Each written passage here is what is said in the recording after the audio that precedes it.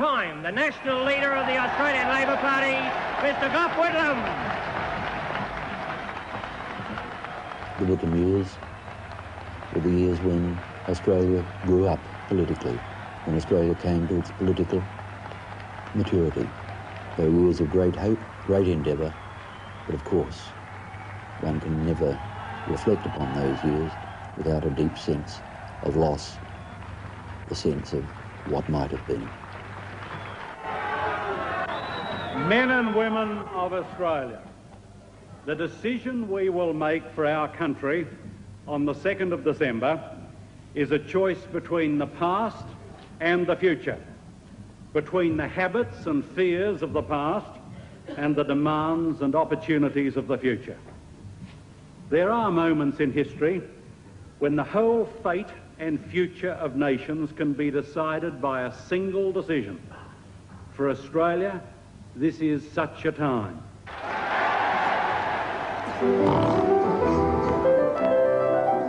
Australia, rise to glory through the years, build more than mighty monuments of stone, and purified by bitterness of tears, destroy the wrong and hold to right alone.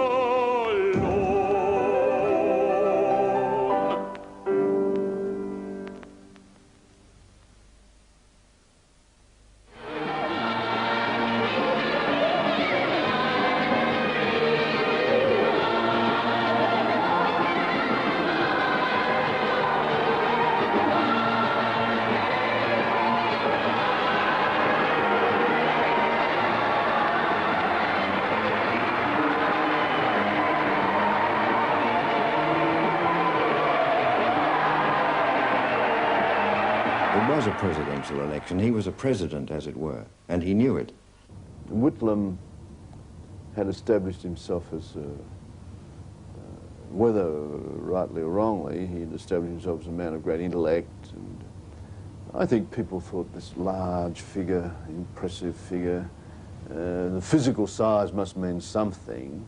Well, I think the fact that Gough was able to capture the imagination of the community so well, notwithstanding all the problems of the Labor Party, as it then was, and which of course then later broke out during his term of office. I think that perhaps is why, and it's very hard fighting a campaign when you're not really proud about the way you're fighting and what you're fighting for, and I think that was the problem the Liberals had, we had. I've always said that 1972 was one of the really happy years in the history of Australia. There was an abundant air of good feeling.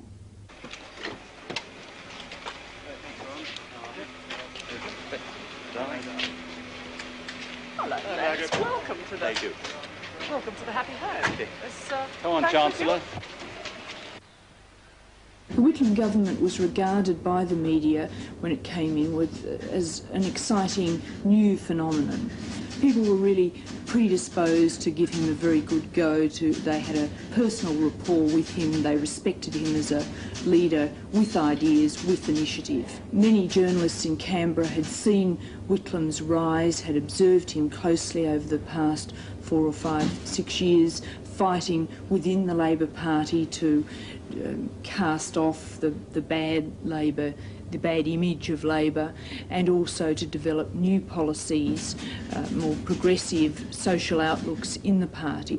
Domestically, the Liberals had run out of ideas.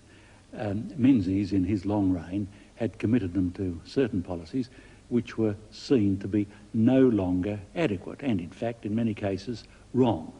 Now, we were not inhibited by all that debris of 20 years. Over the course of time, the Labor Party had built up a number of things which they wanted to do. And Whitlam came in the man of action. He and Lance Barnard became a government of two. In the proper scheme of things, Whitlam had one more portfolio than Les Barnard. I think it was 14 to 13 or something of that kind.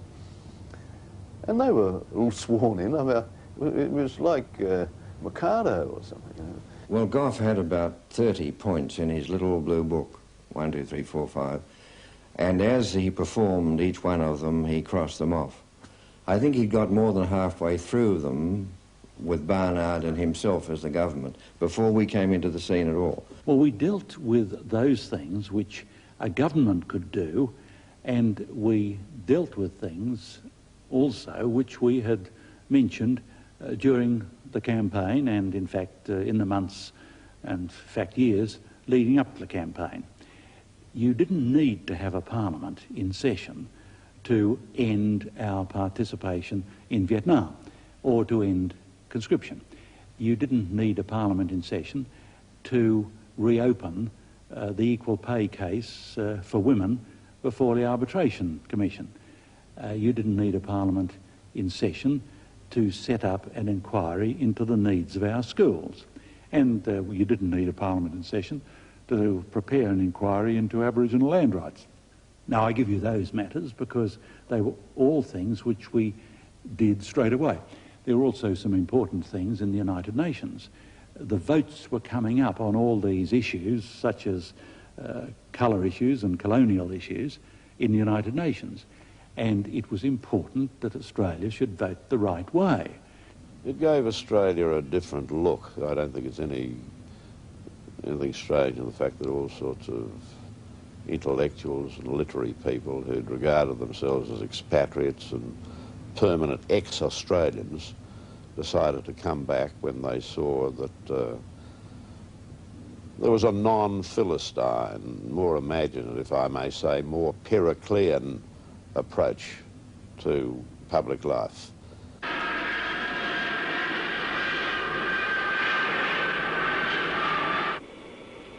Oh, look, Barry. I wonder if the Prime Minister himself will be down there to meet us. I hope so. I don't reckon he'd miss out on the chance to welcome all us intellectuals back home. He's no mug, you know, Artie. I reckon the PM's that smart he could sell soap to the pommies. Did you know, Barry, that the Prime Minister and I once slept together? Oh, come off it, Artie. Oh, I don't believe it. Yes, Barry. It was at the Sydney Opera House during the second act of War and Peace. There had for many years been a drain from Australia in all the arts. If people wanted to excel as singers like Joan Sutherland, or in the theatre, or in artists or novelists, they really had to go overseas.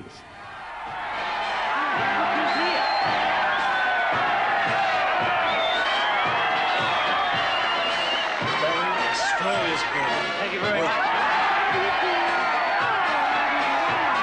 Dame Edna.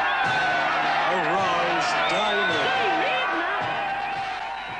And so we made it open for the whole of the public to suggest who might serve for a term of years as an advisor to the government on what grants should be made to these various forms of artistic endeavour. And we always made a point of seeing that the people who in fact practice these arts should also be on these bodies. And I think it can be said that it's transformed all the arts in Australia. It was quite clearly the wish of people that when we appeared overseas in sporting teams and that sort of thing, that we shouldn't do so under God Save the Queen, that we needed to have a tune of our own.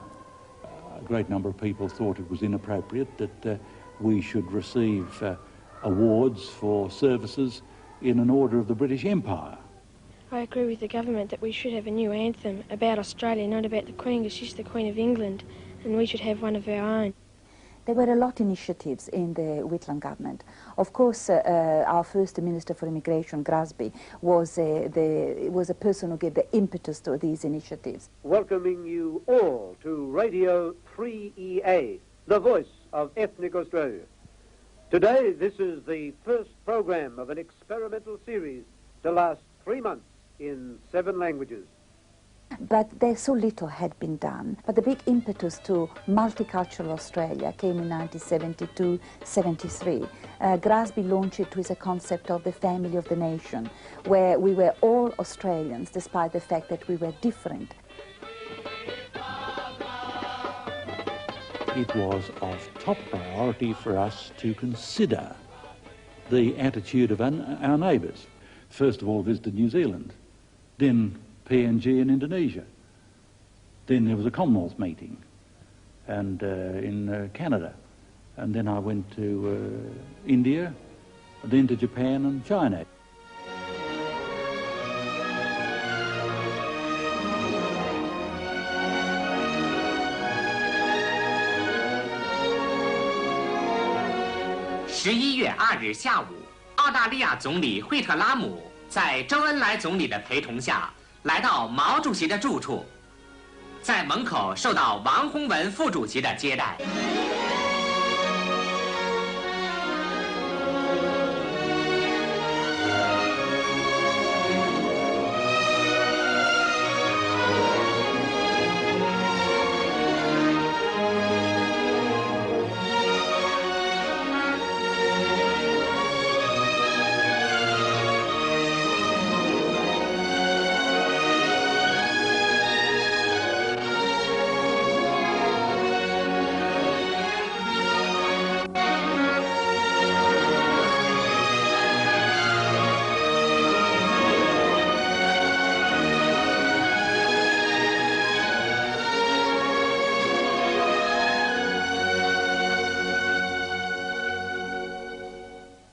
Mr. Whitlam is no stranger to Papua New Guinea. This is his 5th visit to the territory since 1965, but it's his first as Prime Minister. Mr. Whitlam is stopping over on his way to a 3-day visit in Jakarta. It seemed largely as a courtesy stopover, but within 3 hours of arriving here last night, Mr. Whitlam had raised the 2 big issues to Territorians: independence and Australian financial help after independence. I cannot stress too often that the decision for independence is not only a decision about Papua New Guinea, it is about Australia and Australia's view of her own proper role in the world. Australia is no longer willing to be the ruler of a colony, and my government is determined to divest itself of that role in the lifetime of the present Australian Parliament. We realise the external pressures on Australia to set an early date for independence, and we realise the internal pressures for Australia to end its colonial role. And I'm sure, Mr. Prime Minister, your government does not want Australia to be a colonial power. Your government wants to see Papua New Guinea as a partner. I believe that it was necessary to force independence, to force the pace of independence, for a couple of reasons. That I had seen in places I've been stationed before, that if the colonial power held on just too long, this gave rise to dissident movements, and it gave a very fertile breeding ground for communist agitation. I was in Papua New Guinea every month for something like 3 years, discussing with government leaders, going around just about every village in Papua New Guinea, explaining that the great white fathers were going to leave. We weren't going to leave them in the lurch. We were going to provide sufficient financial support, and we were able to achieve in 1975, in the timescale that I had in mind back in 1972, independence. I was there for the independence celebrations. The Australian flag came down with honour, the Papua New Guinea flag went up with honour, and there was no loss of blood. Well, certainly we adopted a somewhat different emphasis in our relations with the United States. Our views about Vietnam were well known in the United States. And of course, the United States itself was coming around to adopt the views that the Labour Party had expressed. So I didn't see any necessary antagonism, our view on the Vietnam issue.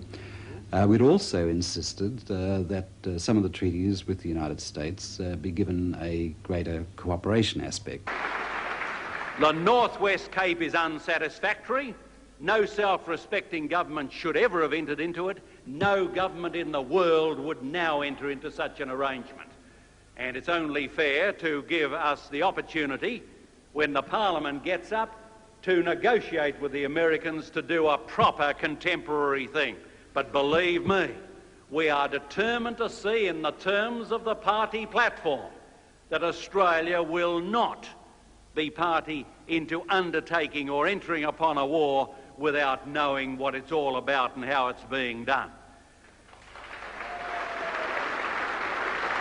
Of course the Americans wanted to keep those bases, and of course they're missile bases, not in the sense that they fire them, but they're missile bases in the sense that the missiles are fired at them, which is a bit worse in a way.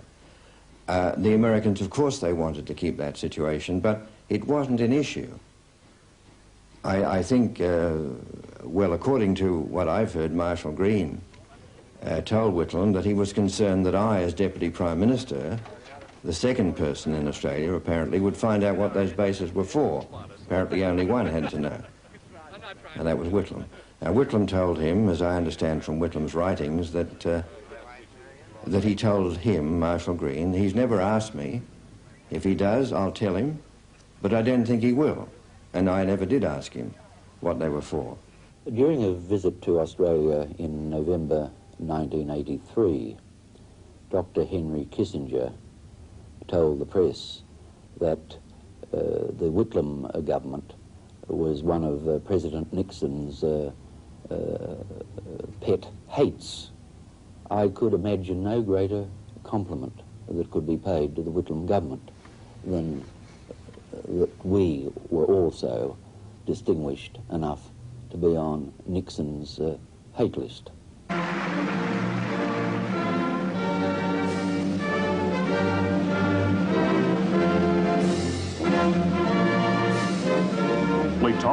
C'est moi. Watergate is an episode that I deeply deplore, and had I been running the campaign rather than trying to run the country, and particularly the foreign policy of this country this time, it would never have happened. But that's water under the bridge. It's gone now. The point that I make now is that we are proceeding as best we know how to get all those guilty brought to justice in Watergate. Come and play spy with me down at the old Watergate. Come, love and lie with me down at the old Watergate.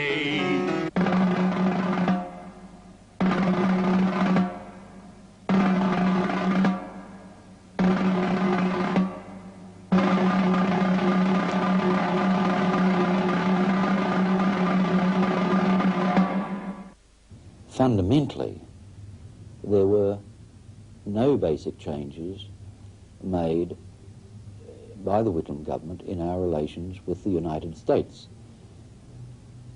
except we were determined to assert our independence as an ally.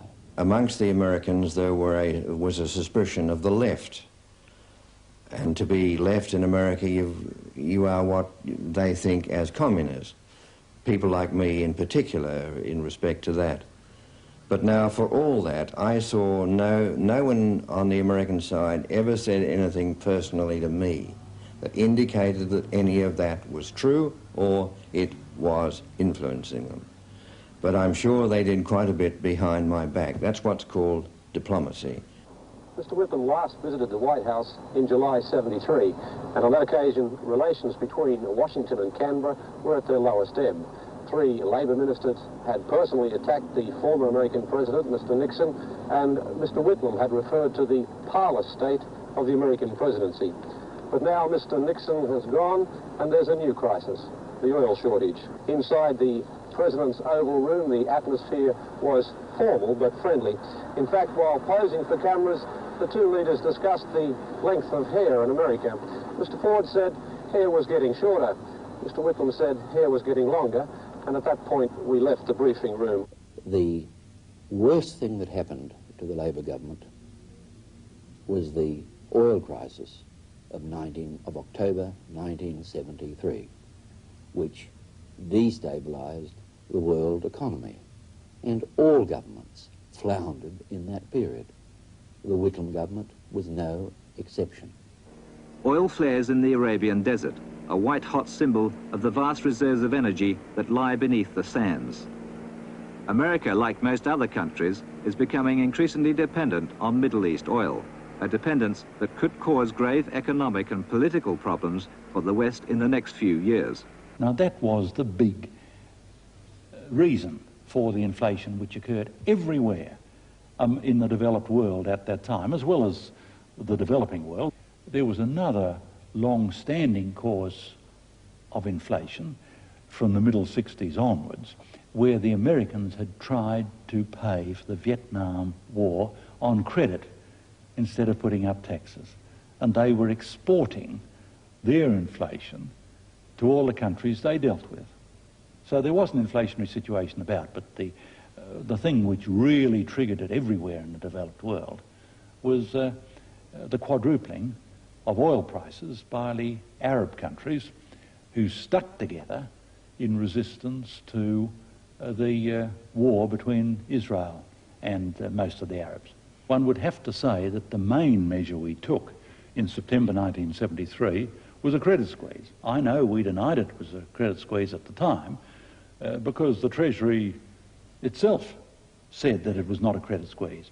We took Treasury advice.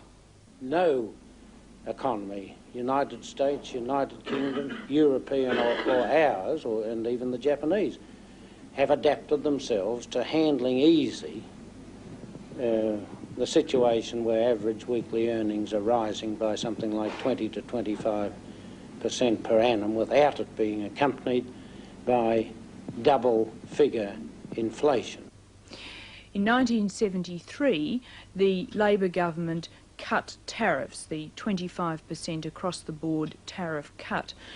Now, this, in fact, did not lead to the sort of price reductions that were hoped for, and the unions pressed strongly for a control over prices. But the government, without consultation with the unions, decided to run a referendum not just to control prices, but also to control wages. There was pressure in the party, in the caucus, to have a referendum. And although it wasn't in the party policy, yet once people got the idea that there might be price control, then there would be measures taken to put prices up so as to get in before they were controlled.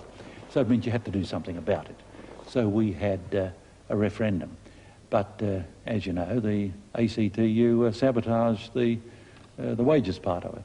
There was a massive breakout of wage demands, enormous wage rises which contributed to inflation, unemployment and the general image of economic instability that haunted the later part of the Whitlam government. With inflation now running at something more than 17% on an annual basis.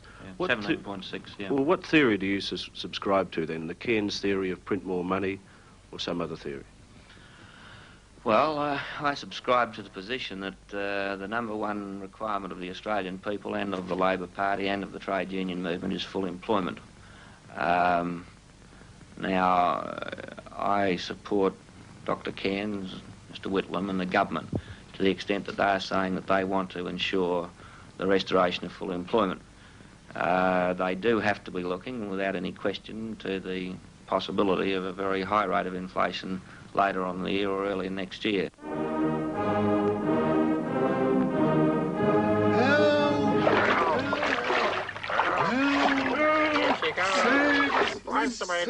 Me back! Steady as she goes! Hazards ahoy! Steady as she goes.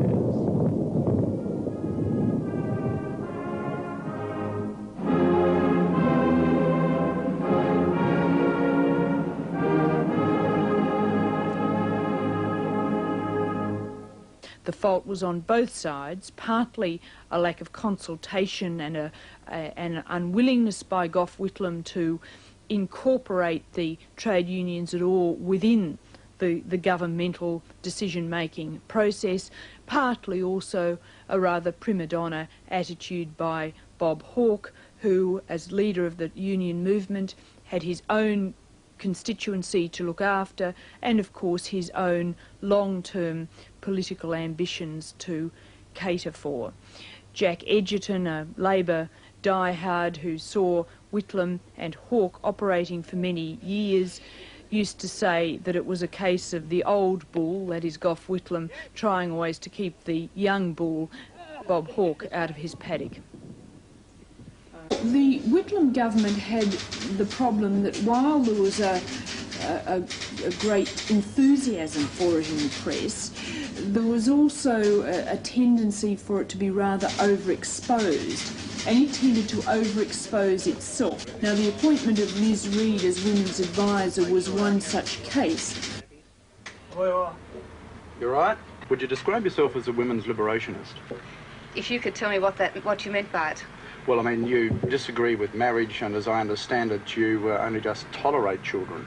Oh, on the contrary, I don't disagree with marriage and I love children. When the applicants for that position were being interviewed, they were all brought to Canberra and put in a motel, and it was like a giant intellectual beauty contest. And inevitably, in the tabloid press and in the more sensational sections of the media, she was trivialised and consequently her position was trivialised.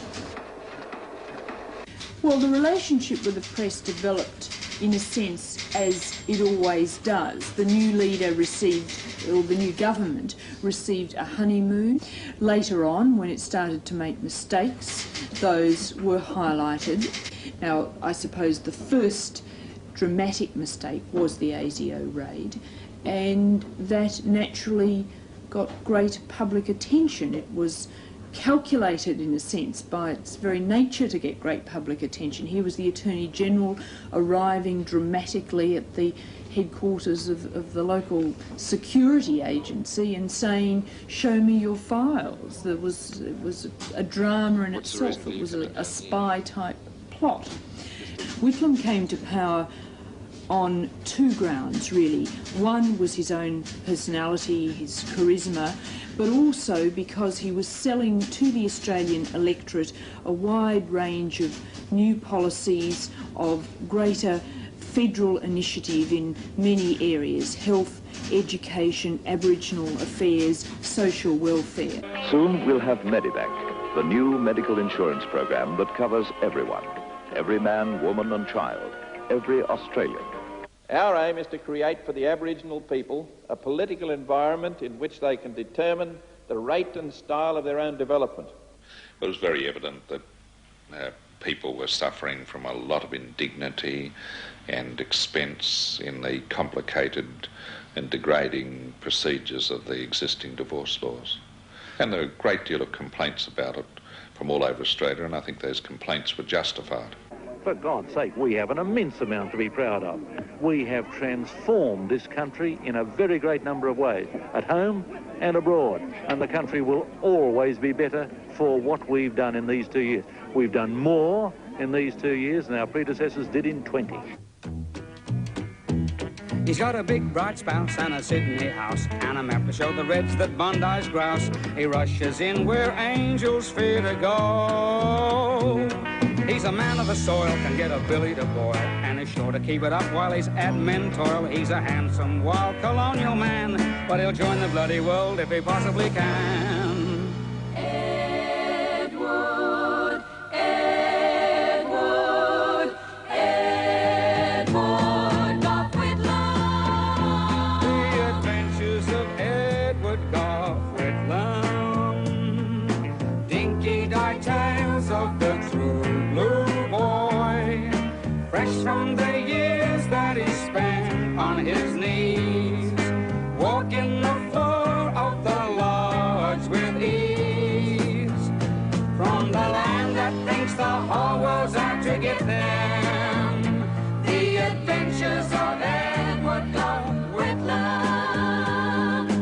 Edward, Edward,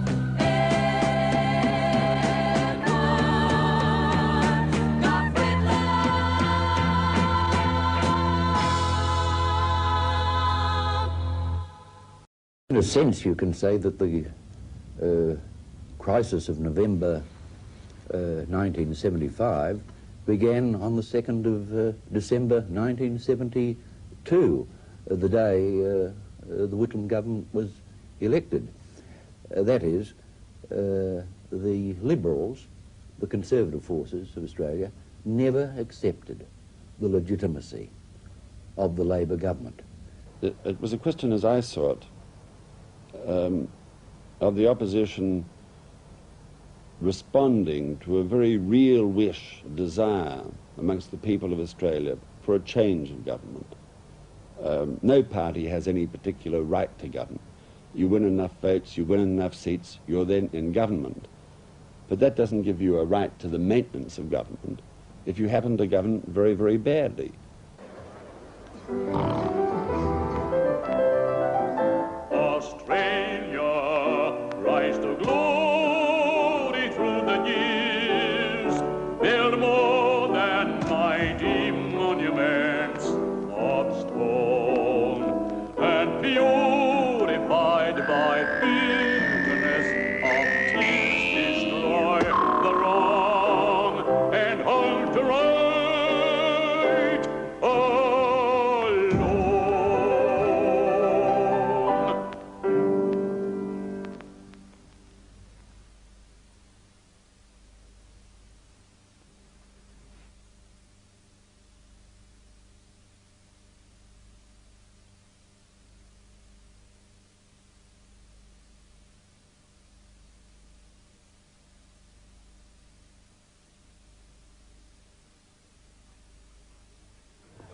When Mr. McMahon became the first Australian Prime Minister to lose an election since 1949, the leadership of the Liberal Party was thrown wide open. Mr. McMahon has indicated that he will resign as party leader tomorrow and will not stand for re-election. The ABC's political correspondent in Canberra, Ken Begg, says Mr. Billy Mackie Snedden is the leading contender for Mr. McMahon's position, partly because he's the present deputy leader. He's personable and popular, but Ken Begg says some members doubt whether he's forceful enough to make a dynamic leader. One of Mr. Snedden's main rivals for the leadership is another Victorian, Mr. Malcolm Fraser, who at 42 also has youth on his side. Mr. Fraser, an aloof Oxford graduate with an establishment background, is regarded by some members as the only person who has the ability to rattle the new Prime Minister in Parliament. Well, Billy Snedden did a terrific job of healing the party after all the divisions from our previous period in government, and my gosh, those divisions were great. They were so great that I can remember in the party room, if someone, say, from the McMahon camp would be in the party room and someone like from the Gorton camp would walk into the room, see them there, they'd walk out again. That's how intense the feeling. Take no comfort at all in the fact that Mr. Snedden or Mr. Lynch, eminent Victorians as they may be, are proving so ineffective. The real result of their default is that the dominant voice on the right is the voice of reaction. The Liberal Party is moving under the control of men who speak the doctrine of fear and hate. The voice of the Liberal Parliament, which you now hear, the Liberal Party, which you now hear in the Federal Parliament, and outside is the echo of the early 50s. These men haven't been chastened by defeat, they have merely been even further embittered by it. Well, he was like a bullfrog. He'd puff himself up. His eyes would go, his chest would go out, and he'd draw a breath. And then out would come the vituperation. It wasn't difficult to cope with that at all. That was easy. That was fun. What was difficult to cope with was the adulation of the media who loved this, and they'd give him rave reviews for this. It was Chifley who said that it was words, words, millions of words. That's what politics is all about. But the rage of words between the two houses of Parliament begs the question of how ungovernable have we become? Is Parliament on heat again for more elections? And who's master and in what house? In another place, the government has the numbers, so it governs, or at least tries to. But it's here in the Senate where the power to permit or deny is constitutionally unbeatable. In 1974, I perceived the blocking of supply as a means of forcing Whitlam into a double dissolution. Whitlam wanted just to have a half-Senate election, knowing that favoured him very greatly because of the way the numbers were weighted in the half-Senate retiring. Now, I wanted to create a situation in which we polarise the views of the people of Australia, for Whitlam or for me. A one-time senator in this place, Mr. Gorton, said that the use of the power to stop money bills from the House of Representatives should always be seen as reserve powers. Do you think that the action this year by the opposition bodes well for the future of this place and for good management of government? No, I don't think it does at all. You may say it's a reserve power, or you may say that you'd use it if it was necessary to carry out your principles, but it was made quite clear that the only purpose of this use was to pull down the government, to force an election, which they've been trying to force for some 12 months or more beforehand. And I think it is an evil omen for the system, because it means that it's not merely undermining a Labor government, but it's undermining the whole parliamentary system. And worse was that after the double dissolution, when the government was returned, some in the opposition said they'd do it again. After the election, of course, which was on the basis of the Senate having rejected six bills twice, we then had a meeting of the House of Representatives, and the same bills were passed again, and a meeting of the Senate, and they were not passed, although in some respects the Senate was evenly divided, and that was the only reason why it wasn't passed. So then we had to have the joint sitting, and of course all the bills were quite clearly passed. The joint sitting only took place after the Senate had rejected the bills 3 times, despite the verdict of the electors.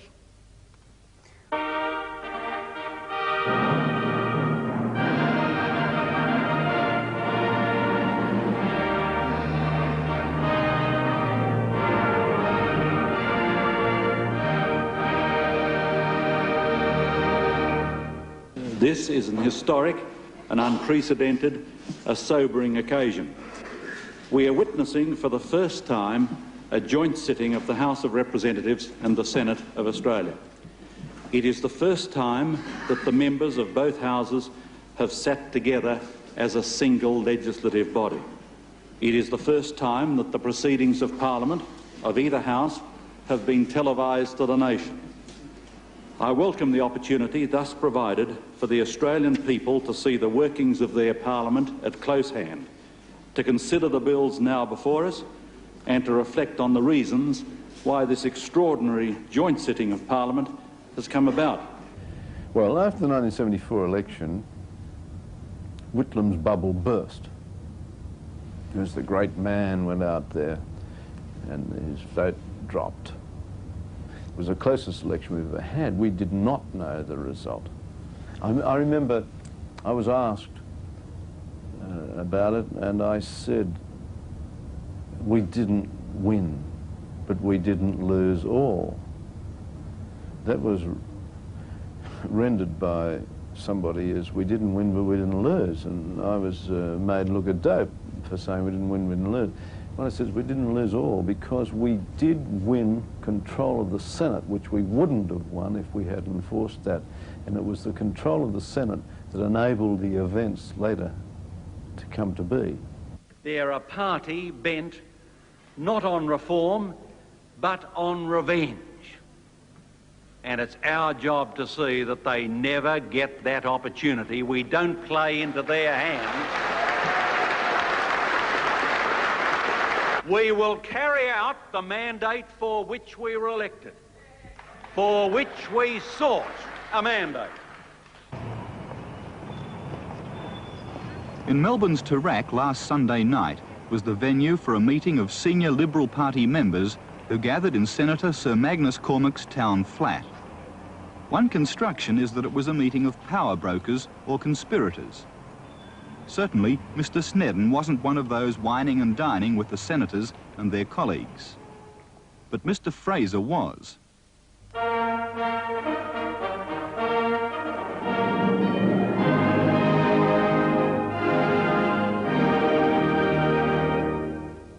I'll call the party meeting, and anybody who feels that they do not want me to continue as leader will be able to stand up in the party room and state that. He will then be able to move a vote of no confidence in me, and the matter will be decided by the party room. Malcolm Fraser became leader of the Liberal Party because very many of us in the Liberal Party believed that he was clearly and overwhelmingly the most talented person to lead a Liberal government. And we did something about it. He didn't start it. There's no way in which he did. To use a colloquialism, billed the cat and resigned as Bill Snedden's assistant in order to call upon the party to make Fraser leader, and I had tremendous support. If one asks the question, what went wrong, it's very easy to get bogged down in the details of various issues that might have been handled better, or matters that, decisions that perhaps should not have been taken. But the basic answer to the question is this. Two things. The Labor government never had a majority in the Senate, and the Labor government came into power at the end of the uninterrupted period of world economic buoyancy, and indeed at the beginning of the world recession. The Loans Affair, so-called, itself was a result of the world recession arising from the oil crisis of 1973. We wanted to develop our resources. Now, many people had said that you needed foreign companies to come in to develop our resources or to provide us with facilities. The difficulty with that is that they then owned them, and you would pay dividends to them forever. Now, if a government borrows money, then it controls the operation for which it borrowed the money, and when it pays it back, it owns it completely. And of course, as a result of the quadrupling of the oil prices, the Arab countries in particular had very great funds which they couldn't spend, and they wanted to invest in secure places. So obviously countries like Australia were good, sound borrowers. Reginald Francis Xavier Connor, more than any other man, formulated Labor's policy on gas, coal, oil, uranium. A big dream. Even bigger was the financing of the means to exploit the coal, oil and uranium still lying in the next paddock. Yes, Rex Connor was strange in a way. He was very, very strong as an idealist. He was a strong idealist, but he was also equally strong as a pragmatist. You never raise anything with anyone until you've got it sewn up, Rex always used to say.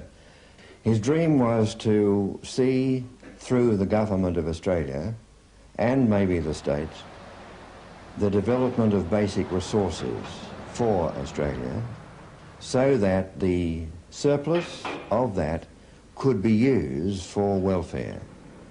Now, there are a lot of little Australians, and there is a need for Australians to think big, to upgrade their thinking.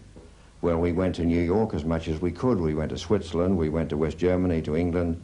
We got what we could, but it was always about 12 or 13%, much higher than New York rates, normal rates. We found that we were able possibly to get money from oil exporting countries at New York rates, which I think was about 8.25% in those days. Now, if we had done nothing else but borrow from them at 8.25% and lend at 12 internationally or nationally, it would have made it a very sound financial operation. Allahu Akbar, Inshallah Akbar.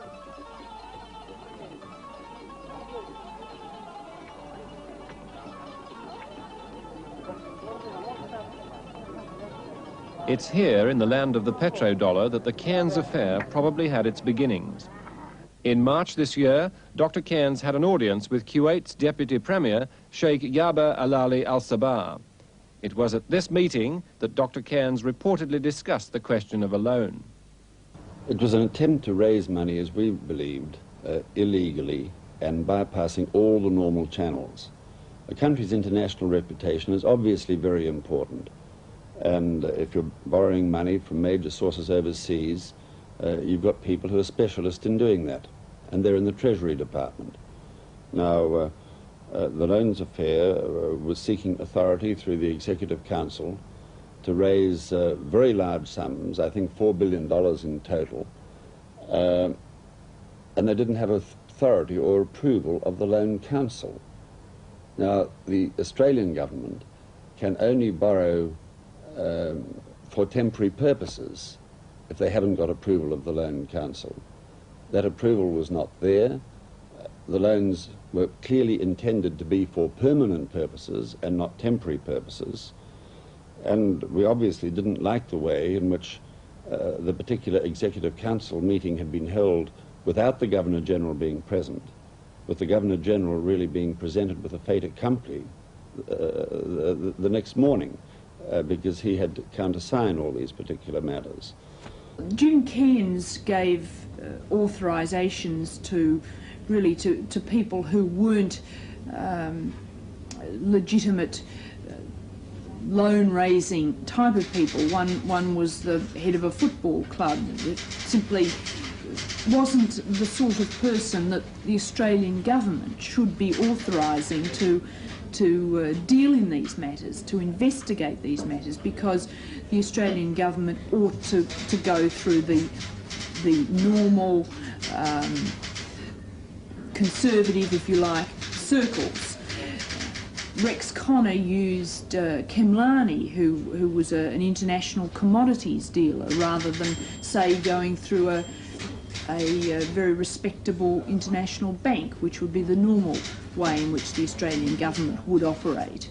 How would you describe your international standing as a money broker? I think it's very good, because they can see I'm doing my best to put the records right. That means I'm okay. How long have you been involved in this particular aspect of your business? Raising money? Raising money only about 1 year. Only about 1 year? That's right. What was your standing before that 1 year? Before that, my standing was very good in Middle East and in the world where the monies are given in large sums as loans or other things, because I was dealing with commodity for the last 10 years, you see. So this is, in fact, the first real loan that you've been engaged in as a money broker? Yes. The press adored it. They had a field day because it was just weird stuff. I mean, Middle Eastern gentlemen who ate peanuts raising millions of dollars for the Australian government when we had perfectly sensible Treasury officials and reserve bankers and all sorts of other people who could advise on and affect these sorts of things. It was lunacy. Where the press may be more open to criticism is that it had a certain breathless quality about it in those days. It tended to dramatise very highly these events, and in some cases it was suggesting impropriety when it was probably more a case of ineptitude and inefficiency. Gough Whitlam must have rued the day when Rex Connor refused to stop this sort of thing, and that was one of the problems. He was told to stop at a certain point, the nonsense, and he didn't stop, it appears, on the certainly on the evidence as I understand it. Sir Philip Lynch and his very capable staff did a tremendous lot of work to find out what was going, and obviously busied themselves with finding the facts, and they clearly had some sources in the bureaucracy which were able to inform them of what was going on. So we were greatly aided by a great deal of very good staff work and work by Sir Philip, and which, without which it may be that the whole thing would never have been explored and exploded the way it was. Well, our understanding is that some months ago the Minister for Minerals and Energy, Rex Connor, was given permission by the Executive Council to borrow up to $4,000 million. Months later, that ceiling was in fact reduced to $2,000 million. During the whole of this exercise, there have been some very substantial questions raised by myself, as Shadow Treasurer, and by other members of the opposition front bench. The facts are these. That amount, of course, is totally unprecedented. The fact that it's gone to the Minister for Minerals and Energy is completely unprecedented. The question of the Loan Council itself, the whole legality of the arrangement, Australia's international borrowing capacity. Now, these are vital questions for Australia, and I believe that the government has been involved in a quite massive attempt to cover up, because this whole issue has very sinister and secret implications. Graham Perkin, editor-in-chief of the Melbourne Age, which brought the loans crisis to a head and which was savaged in Parliament by all of Labor's top men, including the Prime Minister.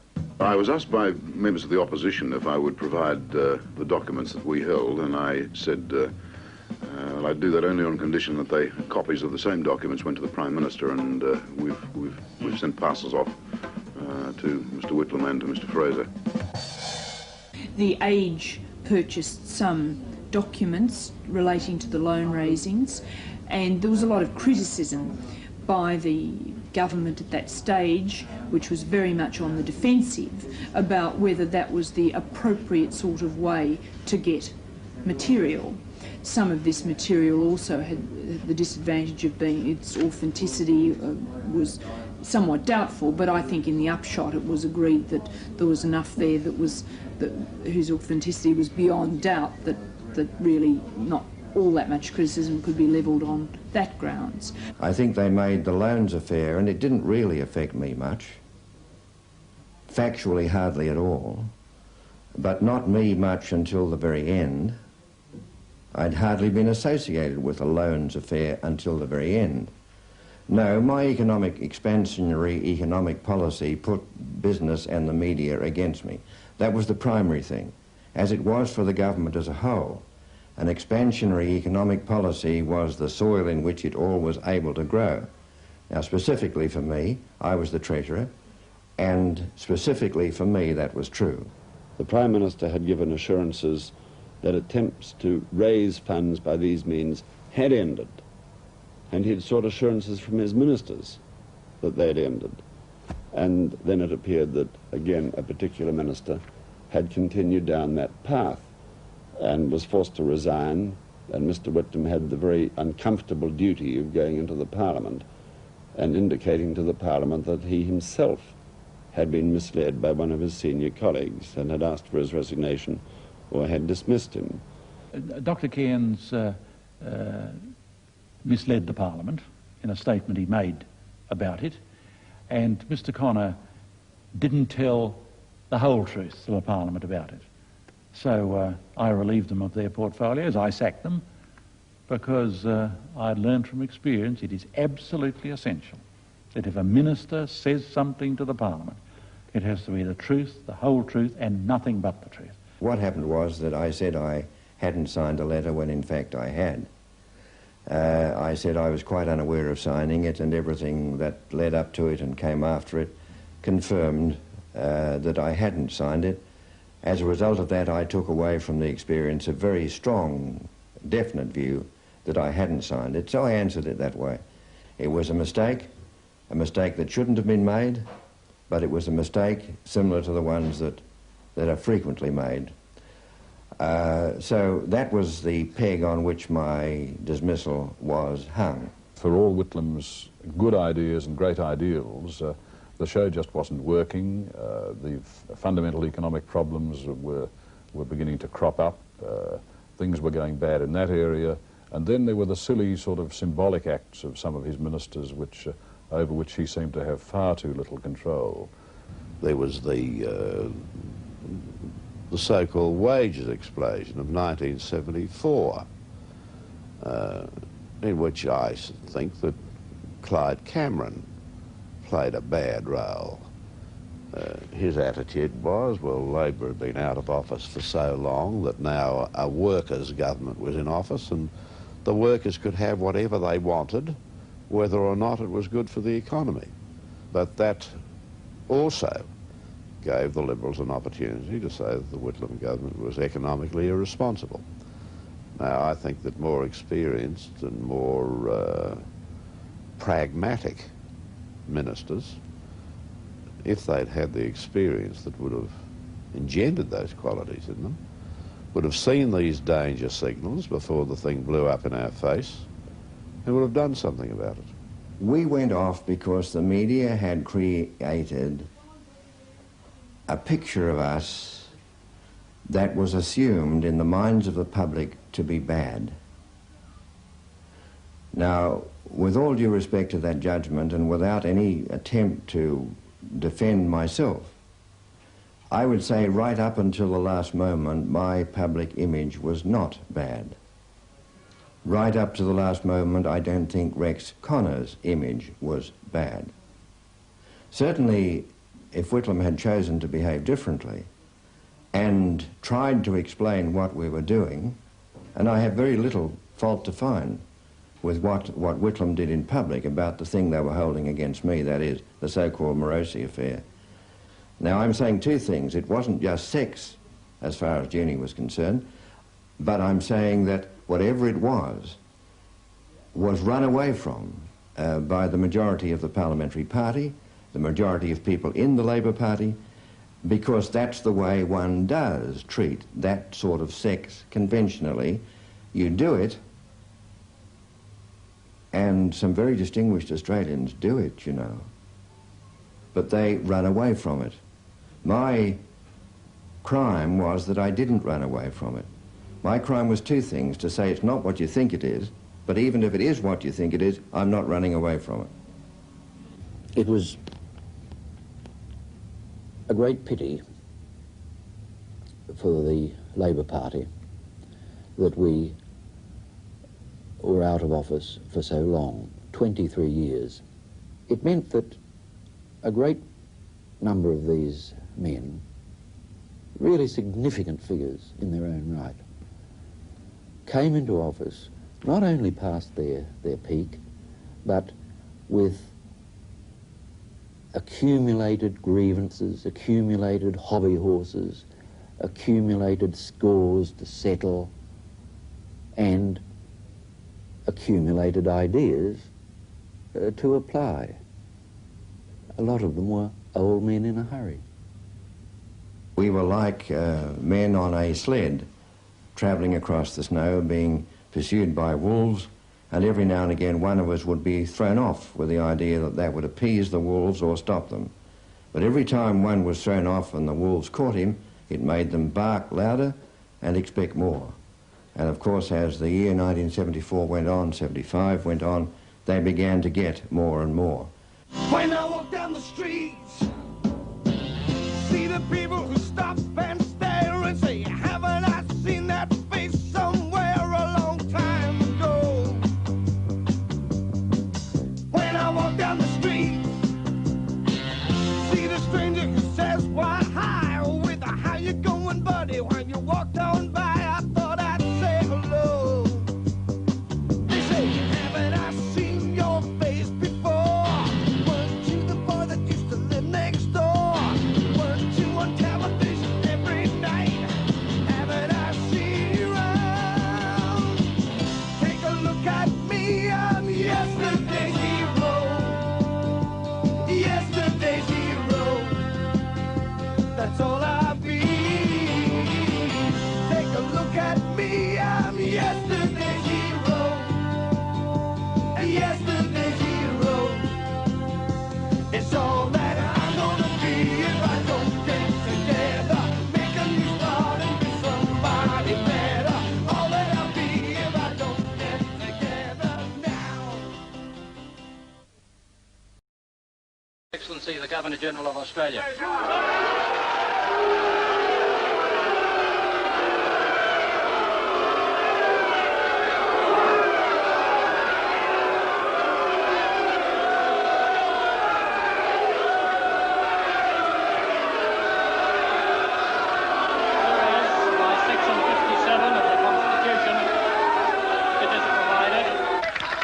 The proclamation, which you have just heard read by the Governor-General's official secretary, was countersigned Malcolm Fraser.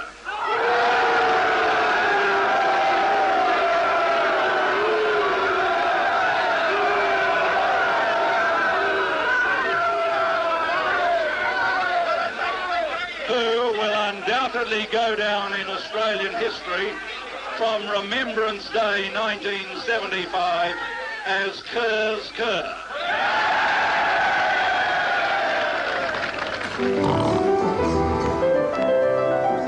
Australia, rise to glory through the years, build more than mighty monuments of stone, and beautified by bitterness of tears, destroy the wrong and hold to right alone.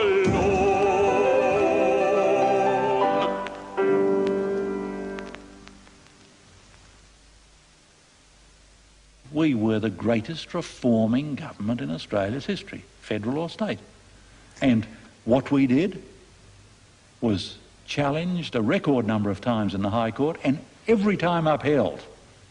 There has never been a government whose legislation was so much challenged and so consistently upheld. If you'd had the totality of circumstances that occurred through that year, and ask Australians who can remember the time to remember it if they can, to recall some of the events.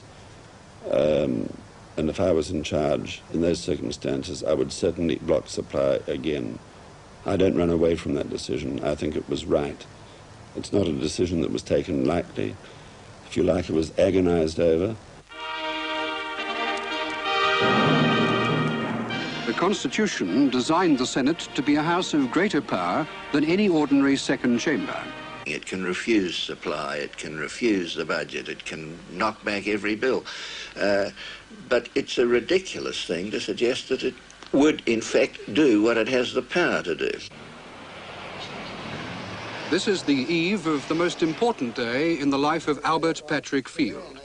Tomorrow he'll have greatness thrust upon him when he takes his place with the Council of Wise Men in the Senate chamber. The Australian Parliament has not seen his like before. He, of all the ALP faithfuls of Queensland, was the choice of Premier Bjelke-Petersen to fill a vacancy caused by the death of the much-respected Senator Bertie Milliner. By general editorial consensus of Australian newspapers, it was a choice matched only by Caligula's to make his horse a consul. The only qualification Albert Field's got for the Senate job is the Queensland Premier's decision to give it to him. Whatever the politics, the state government and the state parliament had replaced a senator who died or retired or resigned with a senator of the same party. But the Premier of New South Wales at that time, doesn't matter his name, he replaced Senator Murphy, who'd been elected as a Labor senator less than a year before, what was it, 7 months before, with a non-Labor senator. And Mr Bjelke-Petersen, Premier of Queensland, when Senator Milliner died, and he'd been elected only about 14 months before, he elected him with a non-Labor senator. Now these were outrages, and the vote on the budget was held up in October 1975 and November by a different Senate to what the people had elected in May 1974. It was not a strange budget, it was not a bad budget, it was a budget that should have been passed. They were making an issue because the way in which we had mishandled the publicity, the unfavourable publicity, the way in which we had mishandled the unfavourable publicity made a supply crisis inevitable. They were going to use the budget because they thought the pendulum was moving fast against us, not because of their own doings, but because of our mistakes.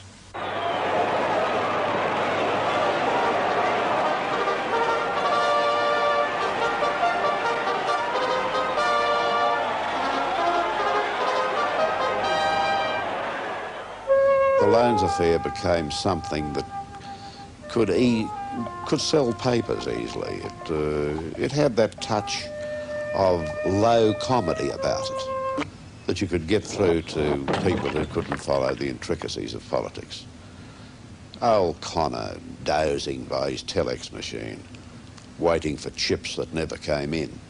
That was the sort of thing that you could easily sell to people, and I think it played a role, but I don't think what the media does with the way politicians act is ever an alibi. They bring it ultimately down on their own heads.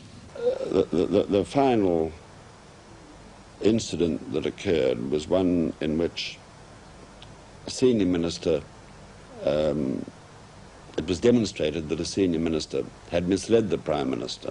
Again, going back to the loans affair, the Prime Minister had given assurances that attempts to raise funds by these means had ended, and he had sought assurances from his ministers that they had ended. And then it appeared that, again, a particular minister had continued down that path and was forced to resign, and Mr. Whitlam had the very uncomfortable duty of going into the Parliament and indicating to the Parliament that he himself had been misled by one of his senior colleagues and had asked for his resignation or had dismissed him. And I had come to the view, late in the day, and after that incident of which I spoke, that the opposition itself would be held in contempt if it didn't do everything within its power not to seize government for itself, but to give all Australians the democratic right to vote. That's all we were asking for. It's not a question of seizing power. It's saying, look, there have been some great arguments, some great upheavals, some very heavy disputation within the Parliament, within the press, about the conduct of government. All right, let our peers make the judgment. Let the people of Australia make the judgment. Well, I thought we have to stand firm. It was not like the April 1974 situation when there was going to be an election anyhow, because although we, of course, came back with a comfortable majority in the House of Representatives and a considerable majority of votes in the Senate, although not a majority, only half of the senators, yet they were up to the same caper again. Largely, of course, because two Labor senators had been replaced by non-Labor senators. So one couldn't have the interruption. There's no doubt that the double dissolution and then the joint sitting and so on did interrupt the attention which the government and the Parliament and the public service should have given to the economic situation which was developing. The people of Australia want the government they elected to have a fair go. The first time they elected a Labor government, its term of office was cut short halfway through. They will not allow that sabotage a second time.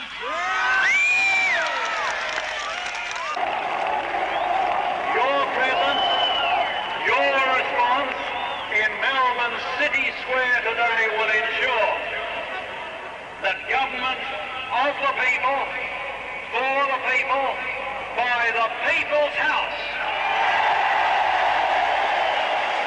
will not disappear from our country.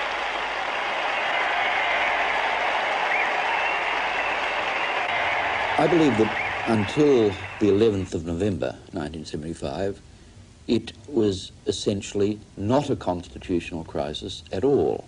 It was a political crisis, fully capable of being resolved by political means. And that was what Whitlam was working towards. For 6 weeks, he sustained, brilliantly sustained, single-handedly sustained a magnificent campaign which had one objective. That was to apply pressure to the Senate and to the Liberal senators who were unhappy with the decision to block supply and who we knew would ultimately vote with us to pass supply and thereby end the crisis. We, when we set out on that course, did not know what the outcome would be. Our bread was on the waters, and there was immense tension in the parliamentary party, very difficult meetings and discussions, and the whole thing was exquisitely timed because even as the Governor-General was deciding to act and to get the resignation of Whitlam and make Fraser Prime Minister, there were members of the opposition, of the Liberal Party, who were considering breaking party ranks and letting the supply bills through, that it was getting too hot in the kitchen. A meeting of federal and state Liberal and National Country Party leaders in Melbourne today agreed unanimously that the federal opposition should maintain its current stand, designed to give the people the opportunity to pass judgment on the Whitlam government.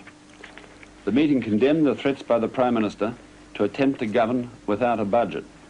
It was a threat to the basic safeguard of democracy. The meeting today expressed absolute determination to let the people be the judges through a general election. They agreed that any attempt to bypass the proper parliamentary processes should be opposed in every way possible. The meeting agreed that the Leader of the Opposition, Mr. Fraser, should seek to call on the Governor-General as early as practicable to report on the outcome of the Melbourne discussions. They were nervous about it. It was a sort of a gunfight at the OK Corral. It was very tense. Fraser was wandering around the corridors late at night, obviously the worse for wear. It was telling on even his alleged iron nerves.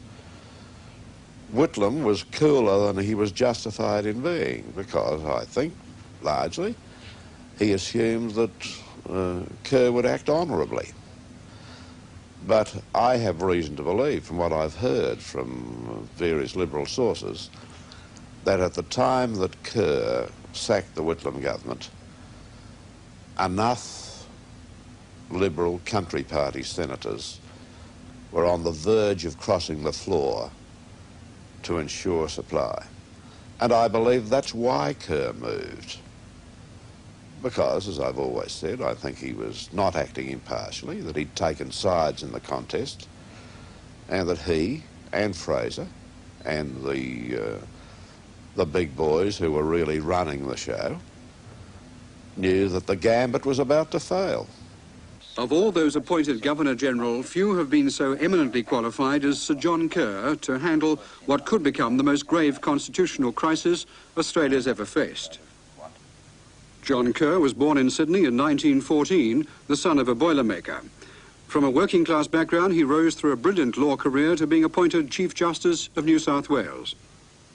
In his youth, he was a Marxist sympathiser, but later he was to support the right wing of the ALP and to appear a number of times as a legal advocate for the Liberal government. In 1956, he left the ALP, and there was speculation that he'd join the Liberal Party, but he didn't. He remained outside of party politics. His appointment by the Whitlam government as Governor-General last year was welcome from every political quarter. At the time of his appointment, he had this to say about his own role and the Constitution as he saw it.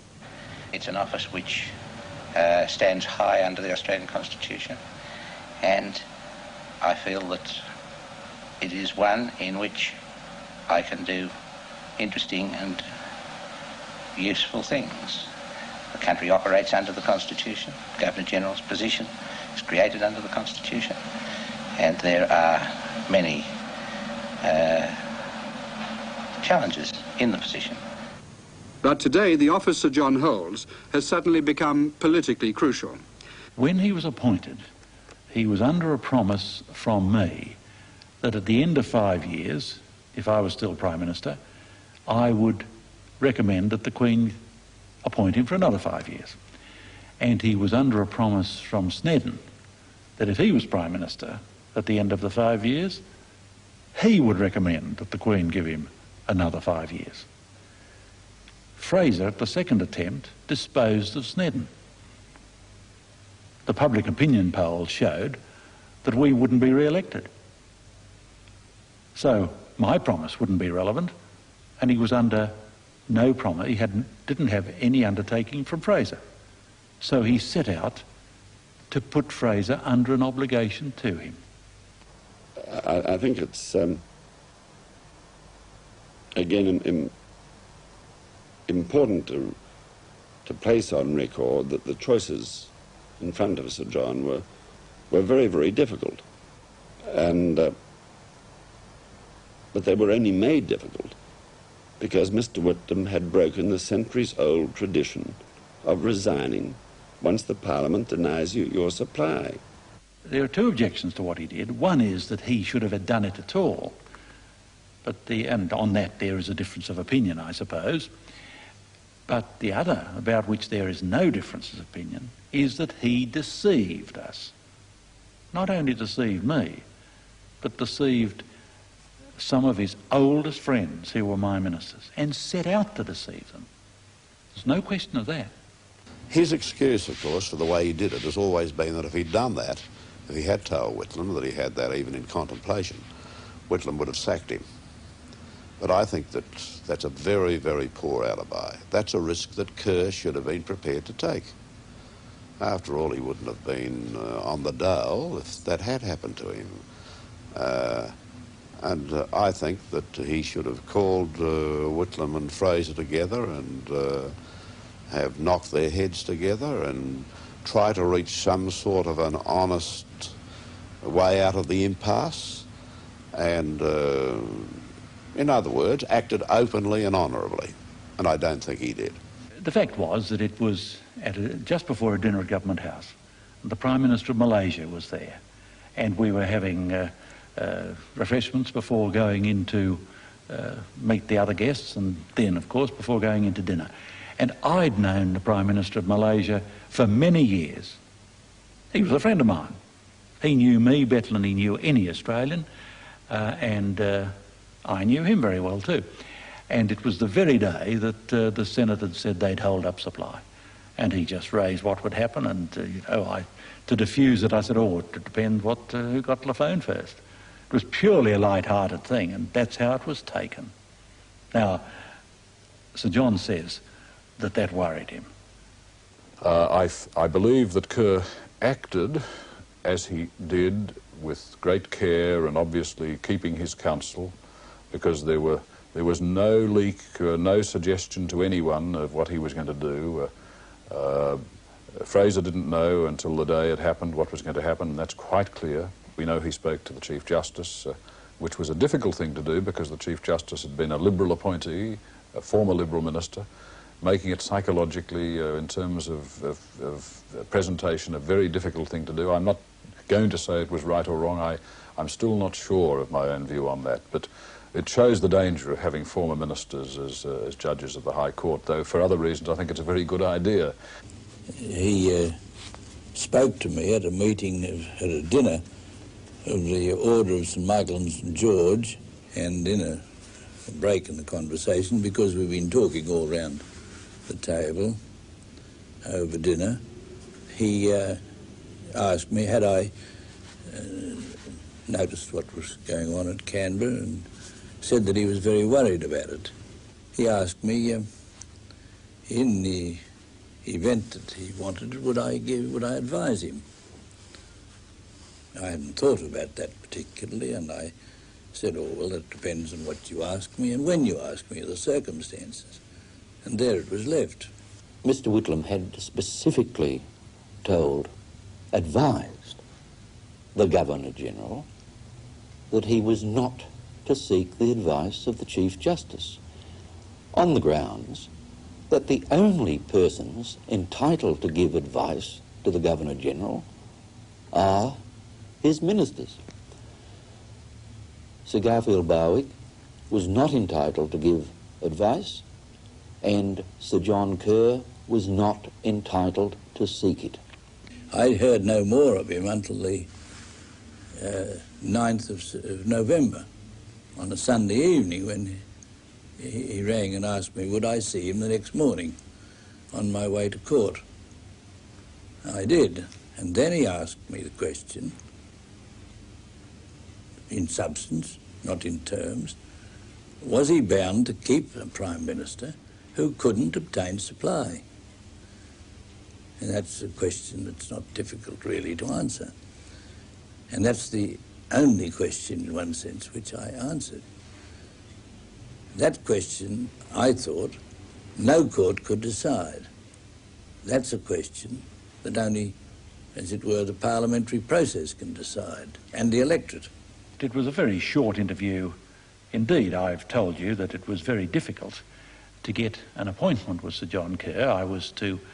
He knew that there was going to be, notice had been given the previous day of no confidence in my government. And I wanted to see him before the House met to tell him that as a result of the meeting, which he knew, that I and the Deputy Prime Minister and Fred Daly were having with Fraser and Lynch and Anthony, that as a result of that, it was clear that they wouldn't pass the budget as it was, or wouldn't let the Senate vote on it if they could stop it. That I was then going to advise Sir John that to have an election for half the Senate. And I couldn't get on to him. At last I rang him directly, and he fobbed me off with he said, oh, he's sorry he couldn't speak to me, that one of his grandchildren was sick. And then he couldn't see me because he had to go over to War Memorial. It was Armistice Day. And so I couldn't see him till after that. And I said, well, I'll have to wait until lunchtime, of course, because this debate is on no confidence. So it was arranged that I should see him at 1. And he also arranged for Fraser to be there. And Fraser was so eager, he got there before I did. And of course they had to hustle him round the corner where I wouldn't see his car. And then he was in another room where I wouldn't see him. And so I came with the documents about the election for half the Senate. And he said, oh, before that I have documents for you. And he showed me this. And that was it. So I got out. You know, it was an ambush. Now, I was in the Parliament. A debate was in process when I was given the message. But I said, I've got to go. I've been told to be at Government House by a certain time. And for some reason or another, either the message, and I don't know the answer, either the message didn't get to Mr. Whitlam in time, or he was held up and arrived after I had. Now, I think that created a degree of embarrassment because I was meant to arrive after him, but that just meant I was shuffled into a side room and did not see the Governor-General, of course, until after Sir John Kerr had had his discussion with him. The emissary from the Governor-General, who dissolves Parliament, usually comes up the front steps of the Parliament to do it. On this occasion, he's had to come by the back passages.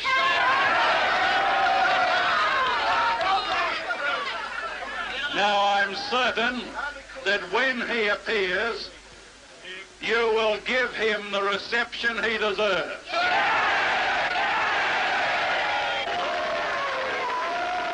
If I hadn't kept control of it, we could have marched on Government House. Nobody could have stopped it. Because there was a second thing. After lunch, we had a vote on the no confidence and, of course, was defeated. Then Mr. Fraser got up and announced that he'd been appointed Prime Minister, and he moved that the House be adjourned. And that was defeated. So then I moved no confidence in him and a message to the Governor-General that he didn't have the confidence of his appointment didn't have the confidence of the House, and that I should be called to be Prime Minister again, and that the budget, meantime, had been passed by the Senate. So those were passed. So then the Speaker tried to get in touch, and Kerr fobbed him off for nearly 2 hours until he was able to draw up all these documents. Now, whatever you may say about Kerr's entitlement to sack us before the budget had been passed, nobody will justify his conduct in spurning the Speaker with a message from the House that Fraser, who was still advising him, whom he was still keeping as his advisor, whose advice he was taking on these documents to dissolve the House, no longer had the confidence, and the budget had been passed. So, people concentrate on the unconstitutionality, which is a matter of dispute, of his sacking us. But there can be no question of the impropriety of Kerr stalling the Speaker, defying the House. The proclamation which you have just heard read by the Governor-General's official secretary was countersigned Malcolm Fraser.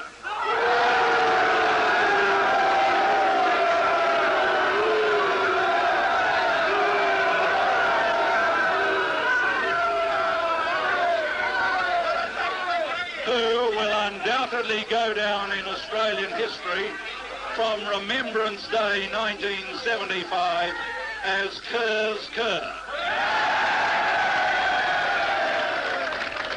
I'll never forget those words as long as I live, standing only a few paces behind Whitlam, and the feeling among those people on the steps were amazing. It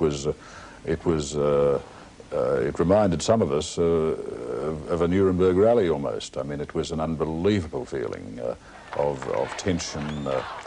One almost felt that if some people didn't behave sensibly, that one could have stormings of steps and Parliament House, that one could have almost revolution. It was a very frightening experience. And that's why I say that that for all that what we did was right in terms of the Constitution, it was, and that the Labour Party had sought to do exactly the same thing only a few years before, that I think any opposition which sought to do it now would need its head read. And I think that there is clearly a case for looking very carefully at the Constitution about this sort of thing. Well, so far as I'm concerned, it gave me the duties of government and the responsibilities of government, which are immense and great in very difficult times, while there were people who felt passionately on the other side, as the great election meetings at that time clearly showed. There was at the same time an enormous sense of relief over much of Australia, and the ultimate voting pattern showed that.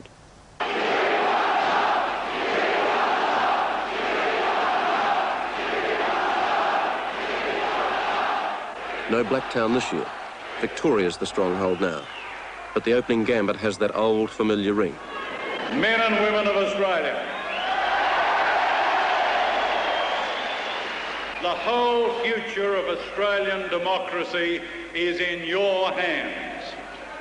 The decision you make on the 13th of December goes far beyond who shall govern Australia for a few months or for a few years.